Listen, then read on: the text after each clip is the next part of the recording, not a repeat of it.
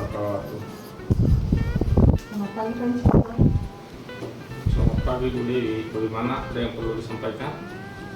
Iya Pak, terkait program kerja review, evaluasi, monitoring, dan pemeriksaan dalam rangka pelaksanaan pengawasan umum pemerintahan daerah sebagaimana yang kita laksanakan rutin sesuai PKPT tahunan.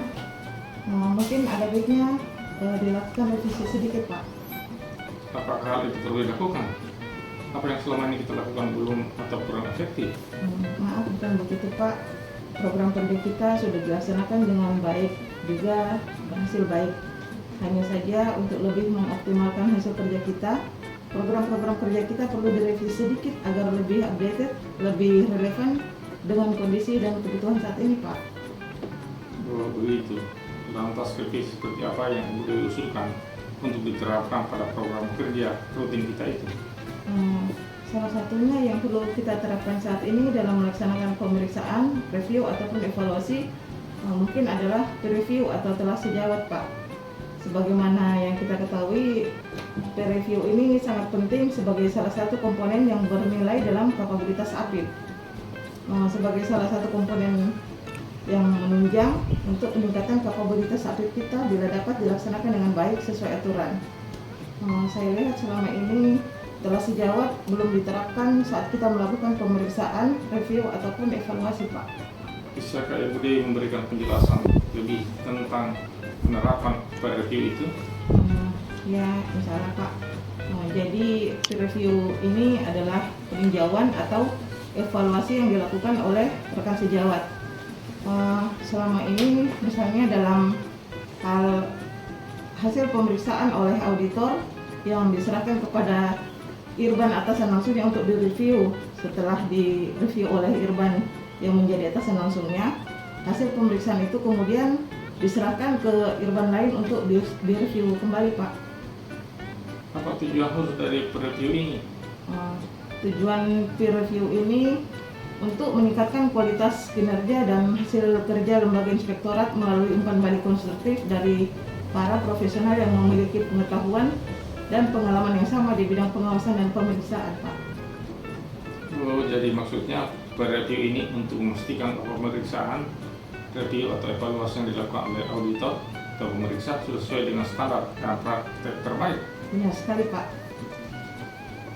Selain itu, apalagi yang dapat kita sampaikan kepada auditor atau pengawas agar mereka siap mendukung program ini mengingat hasil pemeriksaan mereka akan direview lebih dari sekali. Semua itu perlu dilakukan untuk meningkatkan kualitas pekerjaan kita. Hasil kerja auditor atau pemeriksa tidak akan dirubah atau diintervensi dalam bentuk apapun. Peer review dilakukan hanya untuk memastikan bahwa audit, pemeriksaan, review, atau evaluasi telah dilakukan sesuai dengan standar, etika, dan profesionalisme yang berlaku di bidang pengawasan Pak. Selain itu, untuk memastikan keakuratan, ketepatan, dan keberterimaan informasi yang disampaikan dalam laporan hasil pemeriksaan dan memberikan umpan balik dan saran untuk pengembangan kapasitas individu dan tim di dalam inspektorat guna meningkatkan kualitas kinerja dan pencapaian tujuan. Baik Bu Dewi, terima kasih atas masukan dan penjelasannya.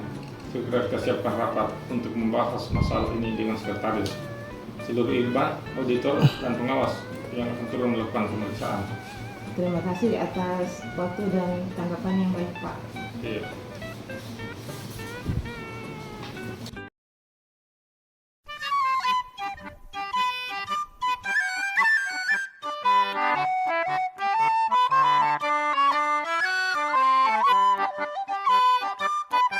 Bu Yuni, coba tolong panggilkan Ibu Dewi. Siap Pak. Assalamualaikum. Waalaikumsalam. Selamat siang Pak. Selamat pagi Bu Dewi. Ya Pak.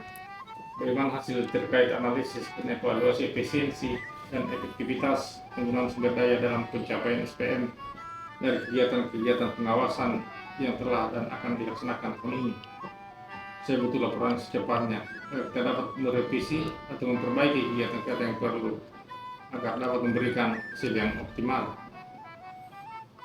Iya, maaf Pak untuk laporan tertulis sementara masih disusun.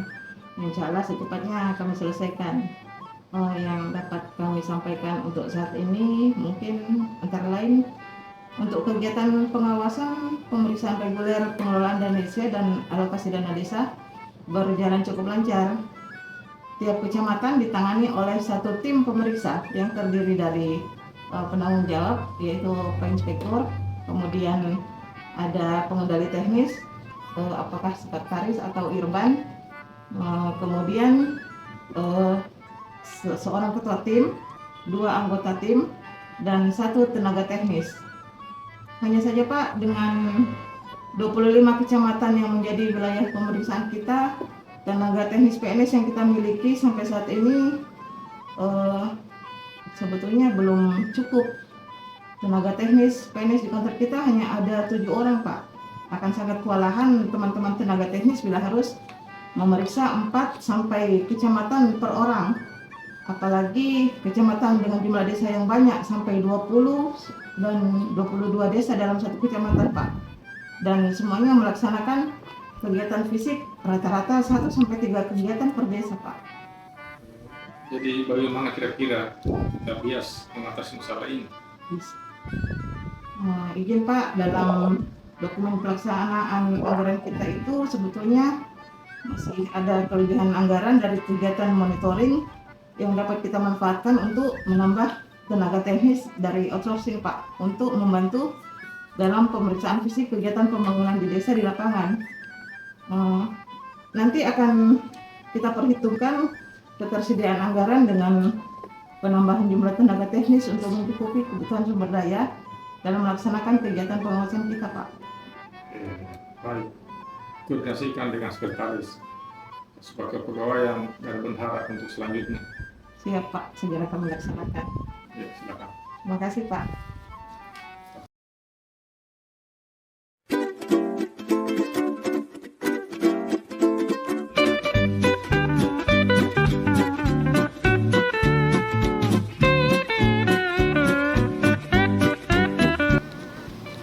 Selamat pagi Bu. Pagi Pak, selamat pagi.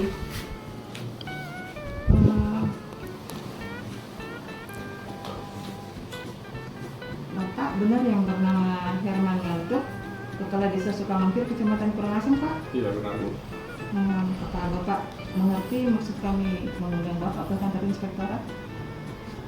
Iya, kalau tidak salah dari surat undangan yang kami terima adalah tentang eksposasi pemeriksaan pengelolaan dana desa Sukamangkir tahap 1 dan 2 tahun 2023 Bu.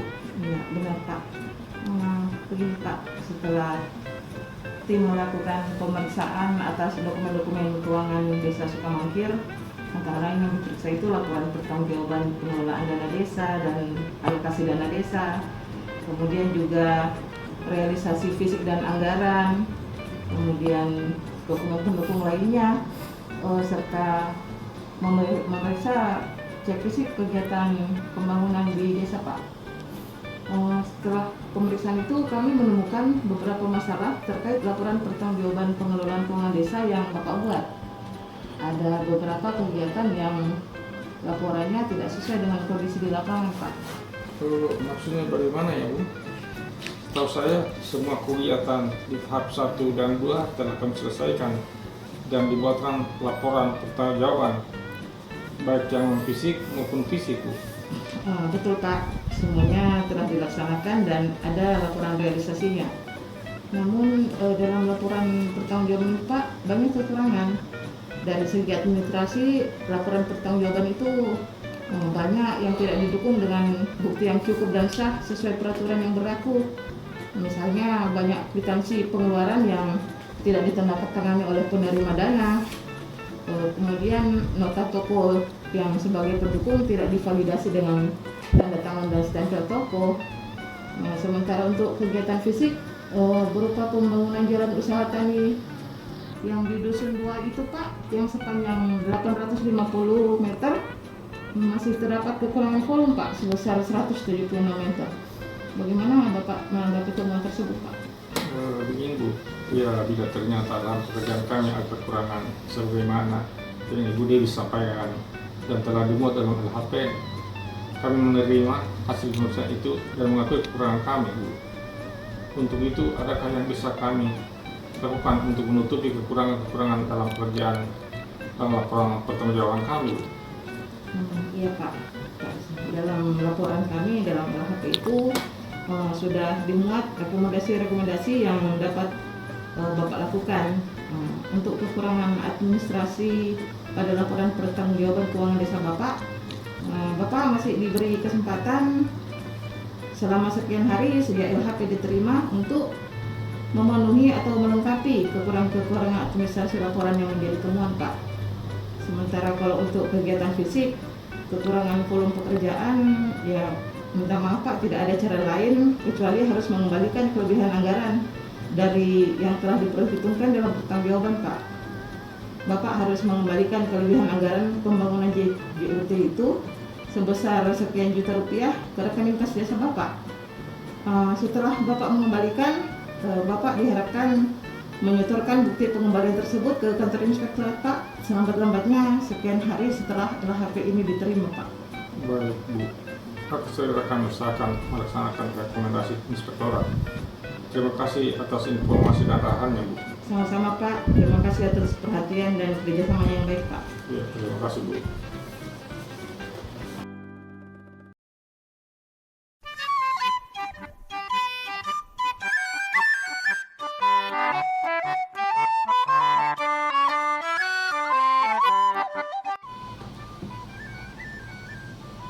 Halo, selamat siang Pak Budi. Ini dengan Ibu Dewi dari Inspektorat Kabupaten Kodal Selatan. Saya ingin berbicara tentang pengaduan yang kami terima mengenai dugaan penyelewengan dana BLT di Desa Sukadana, Pak. Oh, selamat siang, Bu Dewi. Tentu, saya siap mendengarkan dan memberikan klarifikasi sebisa mungkin. Iya Pak, ini ada beberapa pengaduan dari masyarakat yang menyebutkan adanya ketidakjelasan dalam penggunaan dana BLT yang disalurkan. Apa Bapak bisa menjelaskan bagaimana pengelolaan dan pertanggungjawaban dana tersebut di Desa Sukadana?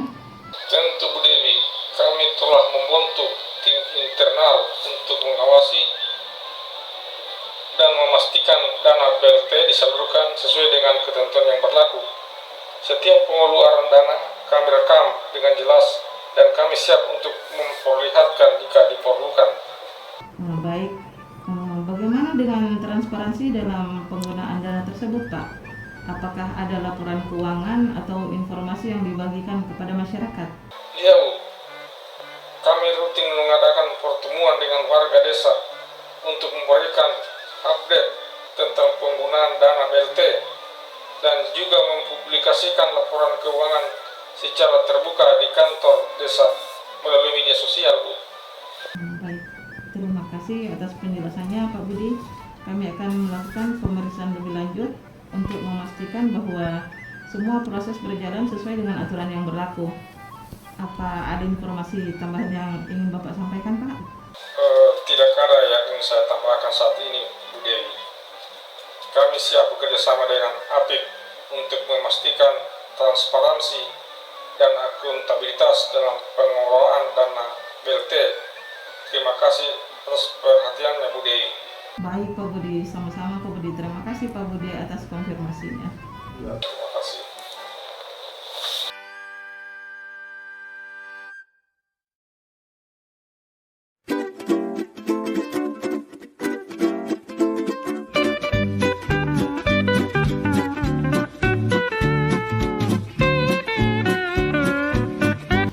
Selamat pagi Pak Rudi dan tim penegak hukum.